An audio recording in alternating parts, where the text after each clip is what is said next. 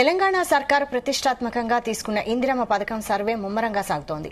సర్వేయర్లు ఇంటింటికి వెళ్లి పథకం కోసం అప్లై చేసుకున్న వారి వివరాలను ప్రత్యేక యాప్లో నమోదు చేస్తున్నారు. అయితే యాప్లో వివరాలు సక్రమంగా చేస్తున్నారా లేదా అని తెలుసుకునేందుకు ఉన్నతాధికారులు సూపర్ చెక్ చేయనున్నారు. సర్వే పూర్తయిన 5% ఇళ్లలో మళ్లీ సర్వే చేయనున్నారు. సంక్రాంతి తర్వాత గ్రామ సభలు ఏర్పాటు చేసి లబ్ధిదారులను ఎంపిక చేయాలని సర్కార్ భావిస్తోంది. మొత్తం 4 విడతల్లో లబ్ధిదారుల ఖాతాల్లో డబ్బులు జమ చేయనున్నారు. తొలి విడతలో ప్రతి నియోజకవర్గానికి 3500 ఇండ్లు చొప్పున మంజూరు చేయనున్నారు. ఇక సొంత జాగా ఉన్న నిరుపేదలకు ప్రాధాన్యం ఇస్తున్నారు.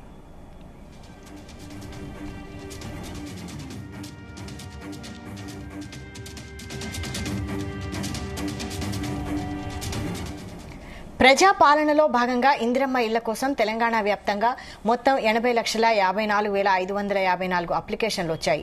ఇప్పటి వరకు 68,57,216 దరఖాస్తుల ఇళ్లకు వెళ్లి సర్వేయర్లు యాప్ ద్వారా వివరాలు సేకరించారు. సర్వే పూర్తయిన వాటిలో సూపర్ చెక్ పేరుతో 5% అంటే దాదాపు 4 లక్షల దరఖాస్తులను గృహ నిర్మాణ శాఖ ఉన్నతాధికారులు మళ్లీ సర్వే చేయనున్నారు. ఈ నెలాఖరులోగా ఇందిరమ్మ ఇళ్ల లబ్ధిదారుల జాబితాను రూపొందించేందుకు అధికారులు కసరత్తు చేస్తున్నారు.